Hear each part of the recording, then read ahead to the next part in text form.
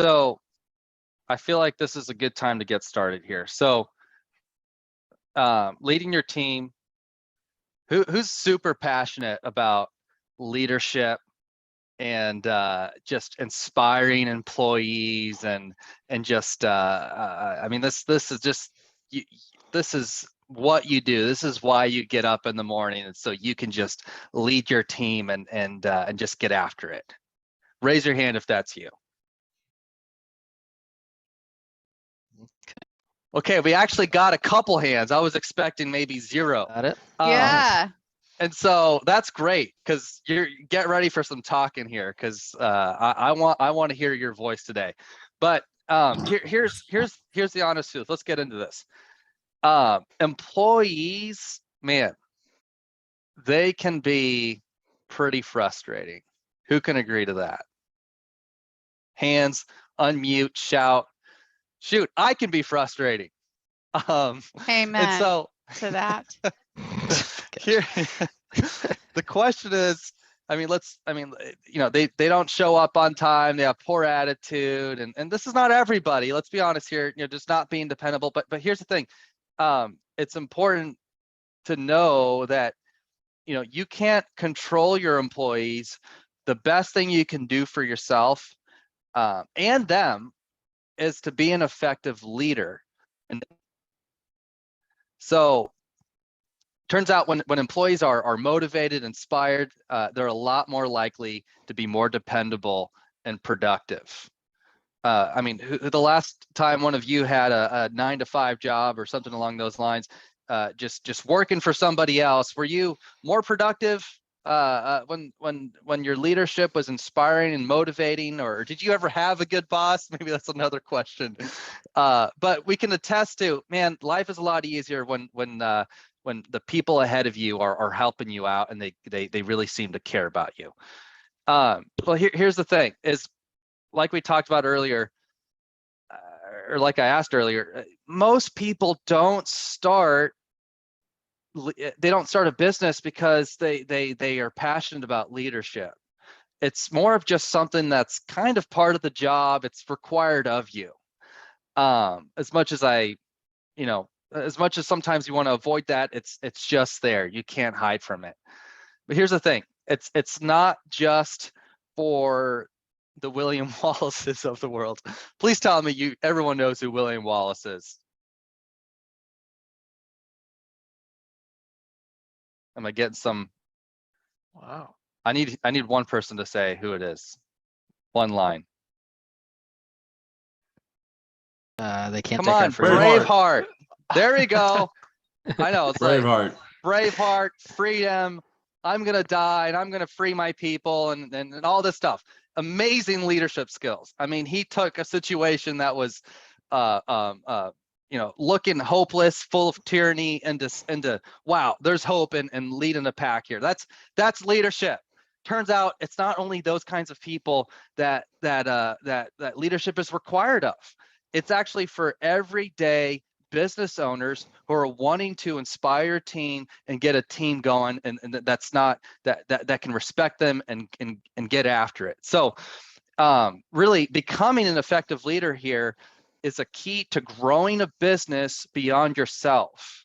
If you want a business that's going to go just beyond yourself, or just you and maybe one employee, then maybe we don't have to worry about this as much. But if you want to grow it beyond even 2, 3, or just anyone that's not yourself, then this is going to be something you really want to pay attention to.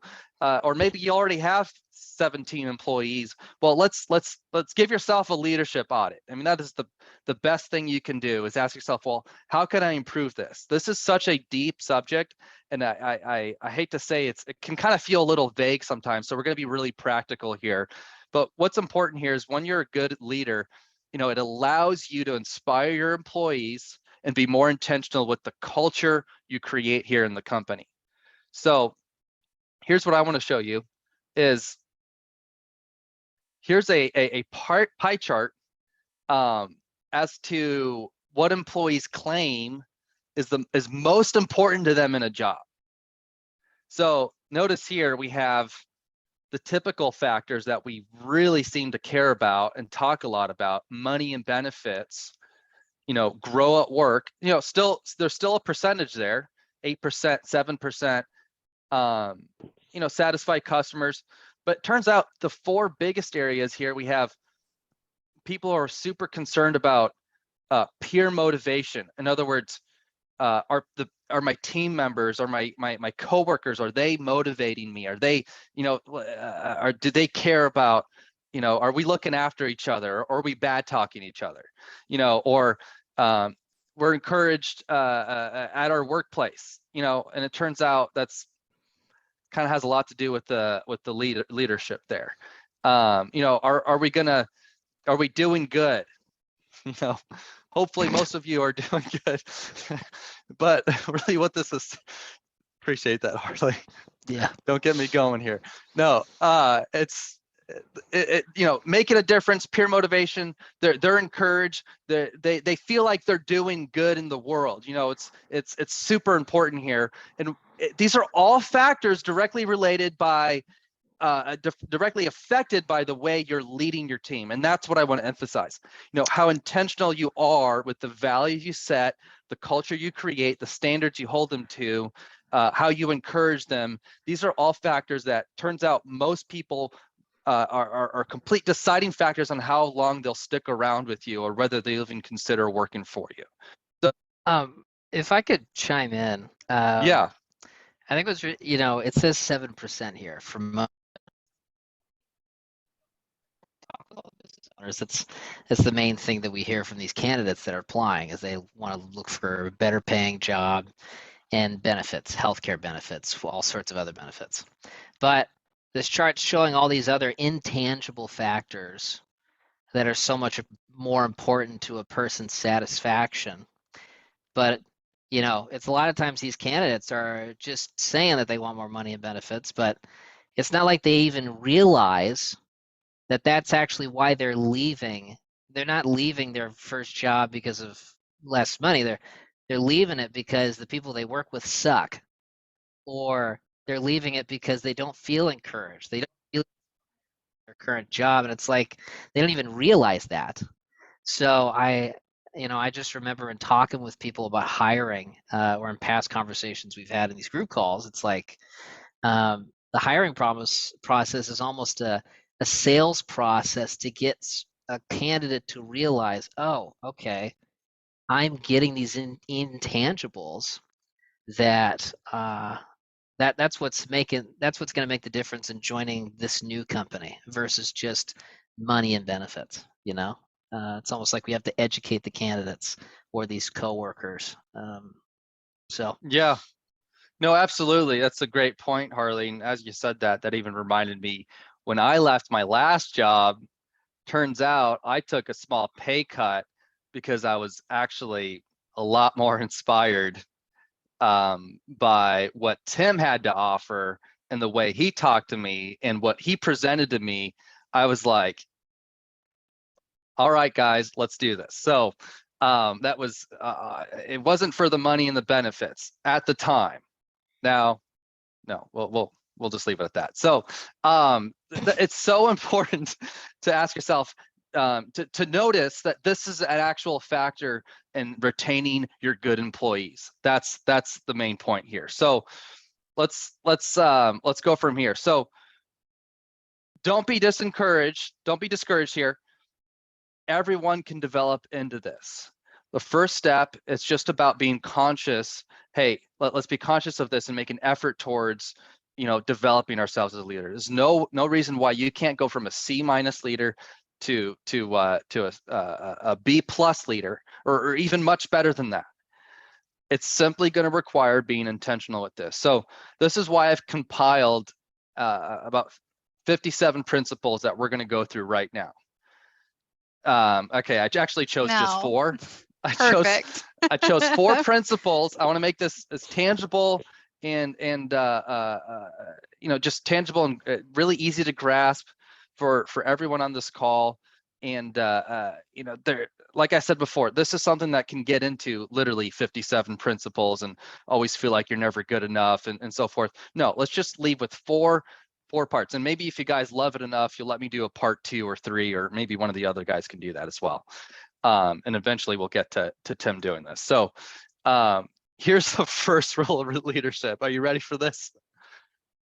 Everything is your fault. Who watched Bugs Life here? There you go. This is a real deep cut cartoon. I love Bugs Life. So first rule of leadership, everything is your fault. Hey, let's get to the better part here. So really what I'm trying to say here, I mean, there's definite truth to that. It's, guys, you don't need to be perfect. And when something is your fault, that's actually okay. It's not the end of the world here. There's going to be things that don't go the way you expect them to. And it turns out you don't have to put blame on everybody else. You can just take it, and it turns out people will respect you for that. So employees don't expect you to be perfect. It's okay to make a mistake and admit to it. And I'm not saying, hey, every three hours you're gonna call up your employees and say, guys, I'm another failure here. No, that's okay. Let's make sure these are not repeatable mistakes, and do as good of a job as possible. But when something happens, it happens, it turns out, and you don't have to come across as Mr. Perfect. Your team will respect you more for being transparent. On the other hand of the side of the coin here, feel free to give credit to your team when things go well. Let them know, guys, we're doing such a great job. We hit new records. Way to go. I couldn't have done this without you. This was all your guys'. Give them credit for it. Make them feel appreciated. And unfortunately, when things don't go so well, I'm not saying, guys, it's only my fault. I'm the only one who it's all on my back, and we can never, I'm the bottleneck to this company. No, I'm not saying that, but just tell them, guys, I know there's some improvements we can make. Maybe we can, let's bring up another plan, but if there's some specific things that you can get feedback on, of course, do so, but just don't be afraid to come off as a leader who is imperfect, because it turns out employees care a lot more about authenticity over the perfect leader, over someone trying to preserve an outward image. Can anybody relate to that? Or do you guys, are you looking for Mr. Perfect here to look up to, or are you looking for someone who's authentic? Okay, we're getting some nods. I'm going to take that as authentic. So, all right. Principle number 2 here. We have to make sure as leaders, we are intentional about cultivating a company culture. If you're not intentional about your culture, turns out your employees determine the culture. If you have 3 or 4 employees you hired because they're somewhat of a good fit, but they have their flaws, and once in a while they'll kind of talk bad about each other, and it's just maybe not completely in line with your core values, but no big deal. They're making me money. Let's keep this going. But if you're not intentional about reining that in and having meetings with them and talking about your core values that you actually care about here, then it turns out the culture is going to end up turning into something that they create, and that's not a good place. Most of the time, that's not a great place. That means you have other leaders in the organization without the title here, and so that's why it's so important here that you're cultivating that culture. We're going to talk more about that in the breakout rooms here, how to do that. But you have to be intentional with who you hire and who you keep on the team. Because it turns out when you have a bunch of people who aren't doing a very good job, or even just maybe they're extremely productive, but they have a poor attitude, that's going to affect your culture. That's going to affect the rest of the team. Here's a quote by Jack Welch. When he took over GE, he helped grow the company by 4,000%. I'd say that's kind of successful. I'd say he knows a tip on management or so. He says, failing to differentiate among employees and holding on to bottom tier performance is actually the cruelest form of management there is. So number 1 here, you don't need to be perfect. Number 2, guys, let's be intentional about the culture we create. How are we doing that? Are we holding on to the employees who are going to be best for the culture in the long run? Thirdly, guys, we've got to embrace uncomfortable conversations. Now over here, we got comfortable conversations. We can ignore the second comfortable here, but really what this means, Tim Ferriss said here, a person's success in life can usually be measured by the number of uncomfortable conversations he or she is willing to have. Well, what does this really mean? That means you've got to lean into those conversations. You got to address concerns immediately. You know, don't let things linger. If an employee is being casual about work, you know, if they're not taking things seriously, or maybe they made a quick comment in the meeting that was a little off-putting and just not really something you want to hear every day, or whatever the reason is, don't wait until you're totally fed up with them and fire them on the spot. Take a moment, pull them aside, and have it. Let's just embrace it. Let's have this uncomfortable conversation right now. Doesn't mean you're putting them down. It just means let's address this right now. And let's just say, hey, what did you mean by that comment earlier? Oh, okay, it wasn't a big deal. Well, here's why it was a little off-putting. Can we make sure not to have that again? Or, hey, what's happening this last 2 days? It looks like your motivation was way down, or your productivity has fallen off the charts. And just address those things. You know, if someone's coming in with the wrong dress code, turns out when you wait 3 weeks to address that, other people start to realize, wait, this is something that looks like he's not standards, and they begin to feel like, well, why am I holding to this standard? It hurts the company, it hurts your leadership, it doesn't look good. So let's make sure you lean into those uncomfortable conversations. The team will always respect you more and take you more seriously, and when you set a standard, they're gonna listen to it. They're gonna know that you're serious about it. All right, number 4, inspire your team. Who's an inspiration expert here? Who can give me a 30-second inspirational speech? Brent, is that you? Bobby? Dwayne, I'll be honest, Dwayne with the pink dumpster, he's pretty motivating.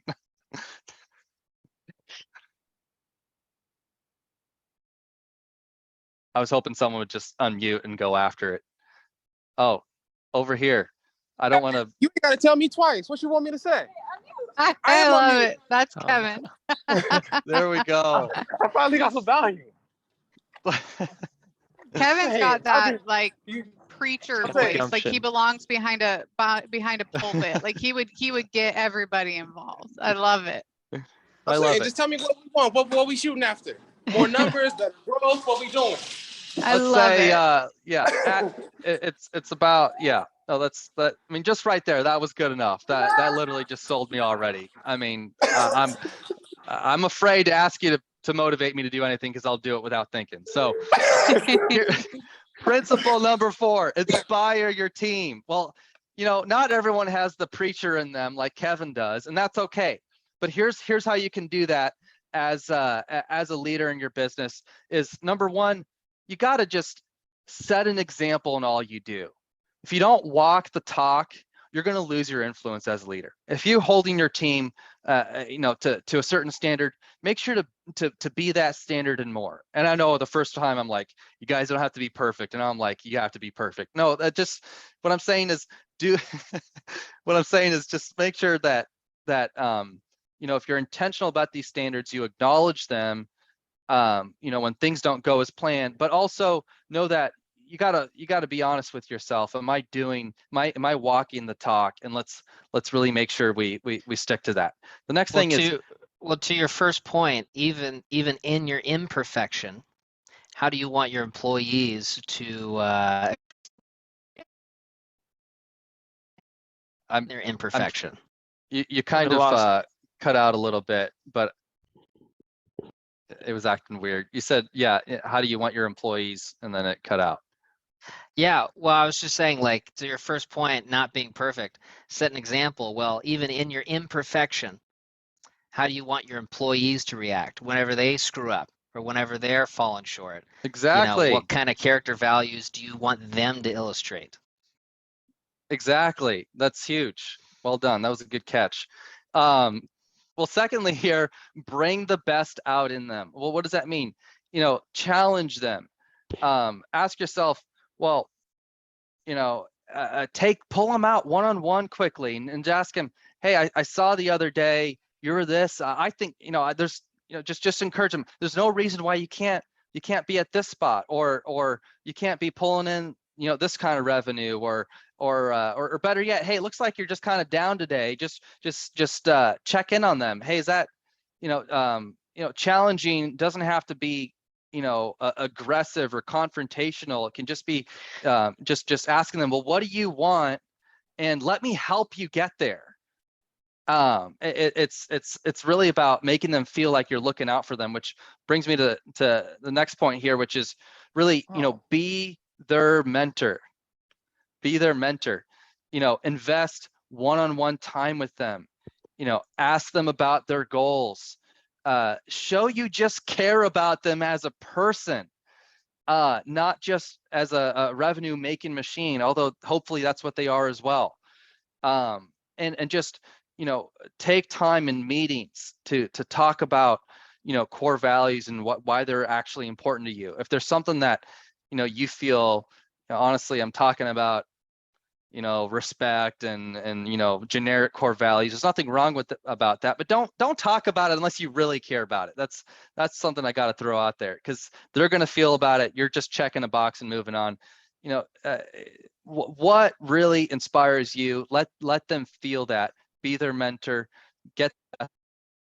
Show you care. We're going to talk more about tangible things that we can do in meetings and just one-on-one in the breakout rooms. But here's the quote I want to leave you guys with on this.